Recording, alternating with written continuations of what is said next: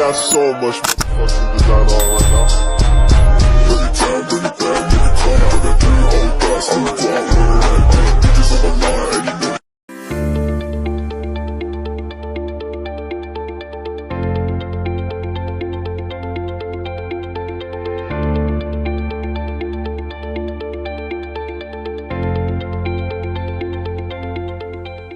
Assalamualaikum warahmatullahi wabarakatuh. Shalom dan salam sejahtera untuk kita semua.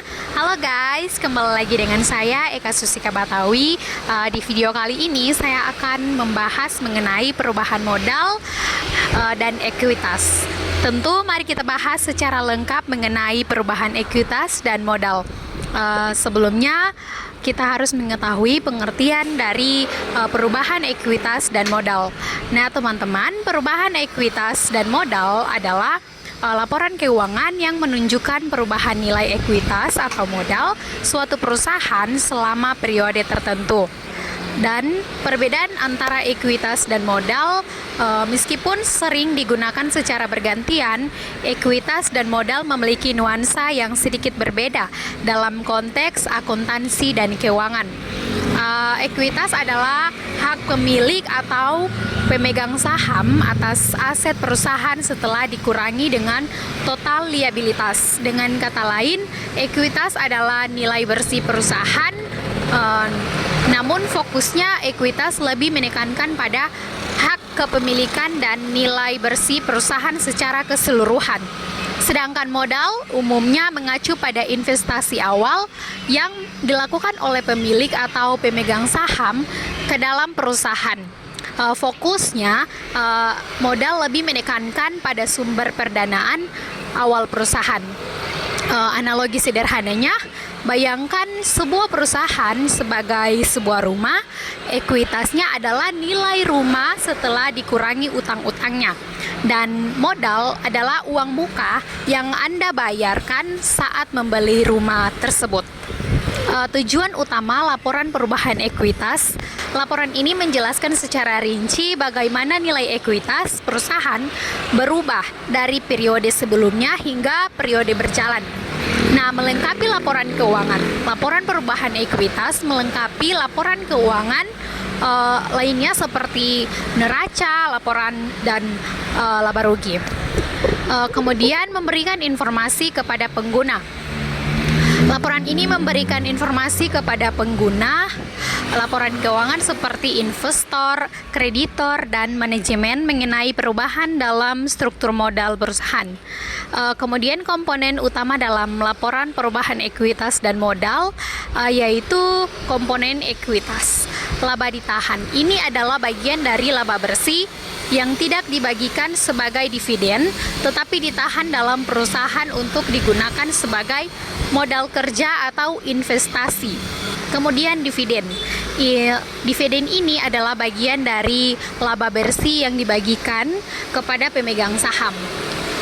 Kemudian ada penurunan modal di setor. Ini bisa terjadi karena pembelian kembali saham oleh perusahaan. Dan selanjutnya ada efek dari perubahan kebijakan akuntansi. Perubahan dalam kebijakan akuntansi dapat dipengaruhi oleh nilai ekuitas. Komponen utama dalam laporan perubahan modal yang pertama, modal awal. Ini adalah nilai ekuitas pada periode akuntansi menunjukkan titik awal dari perubahan ekuitas selama periode tertentu. Kemudian yang kedua adalah laba ditahan. Bagian ini laba bersih yang tidak dibagikan sebagai dividen tetapi ditahan dalam perusahaan. Penambah laba ditahan akan meningkatkan ekuitas. Kemudian yang ketiga ada dividen. Pembayaran kepada pemegang saham lebih dari laba yang dihasilkan dan pembayaran dividen akan mengurangi ekuitas. Kemudian yang kelima ada penerbitan saham baru.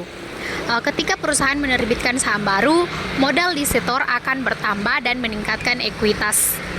Kemudian yang keenam ada pembelian kembali saham. Jika perusahaan kembali sahamnya sendiri, modal di setor akan berkurang dan ekuitas juga akan menurun. Kemudian yang ketujuh ada agio saham. selisih antara harga jual saham akan meningkatkan ekuitas. Kemudian yang kedelapan ada penurunan modal di setor. Bisa terjadi karena berbagai alasan seperti penghapusan saham atau pengurangan nilai nominal saham. Kemudian ada pengaruh perubahan kebijakan akuntansi. Perubahan dalam kebijakan akuntansi dapat mempengaruhi pengakuan pendapatan dan beban sehingga berdampak pada laba bersih dan akhirnya pada ekuitas. Pengaruh koreksi kesalahan periode sebelumnya.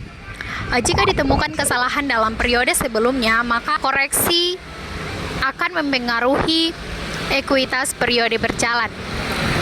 Keuntungan dan kerugian lain, termaksud keuntungan atau kerugian yang tidak biasa seperti keuntungan dari penjualan aset tetap.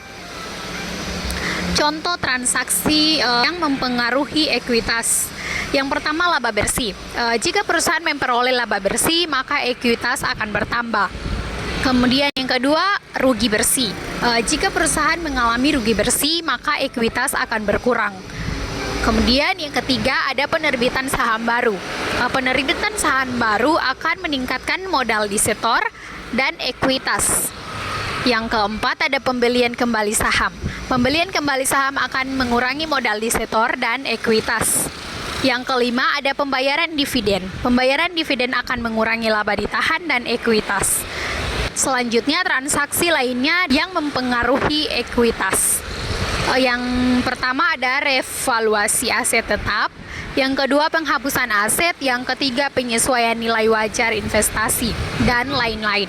Secara ringkas, perubahan ekuitas dipengaruhi oleh kinerja perusahaan laba atau rugi yang dihasilkan. Adapun transaksi-transaksi yang dapat mengurangi ekuitas suatu perusahaan, ekuitas mempunyai hak residual pemilik atas aset perusahaan setelah dikurangi kewajiban. Jadi, segala sesuatu yang mengurangi nilai aset atau meningkatkan kewajiban akan berdampak pada penurunan ekuitas. Transaksi yang umumnya mempengaruhi ekuitas adalah yang pertama, pembayaran dividen. Ketika perusahaan membagikan laba kepada pemegang saham, maka jumlah laba yang ditahan akan berkurang sehingga mengurangi ekuitas. Yang kedua ada rugi bersih. Jika total beban lebih besar dari total pendapatan suatu periode, maka perusahaan mengalami rugi bersih akan langsung mengurangi laba ditahan sehingga mengurangi ekuitas. Yang ketiga, pembelian kembali saham. Perusahaan membeli kembali saham yang telah diterbitkan dari pemegang saham. Akibat jumlah saham beredar akan berkurang dan modal saham juga akan berkurang sehingga mengurangi ekuitas. Kemudian yang keempat, penurunan nilai aset. Jika nilai wajar suatu aset menurun di bawah nilai bukunya, maka perusahaan harus melakukan penilaian penurunan. Kemudian penurunan nilai ini akan mengurangi laba ditahan dan ekuitas. Kemudian yang kelima ada penghapusan aset. Ketika suatu aset tidak lagi memiliki nilai ekonomis dan harus dihapuskan dari catatan akuntansi, maka nilai buku aset tersebut akan mengurangi laba ditahan dan ekuitas.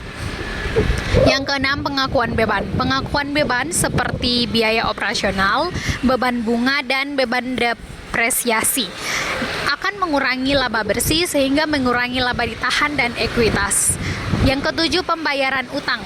Pembayaran utang ini meskipun pembayaran tidak secara langsung mengurangi ekuitas, namun pembayaran utang akan mengurangi liabilitas.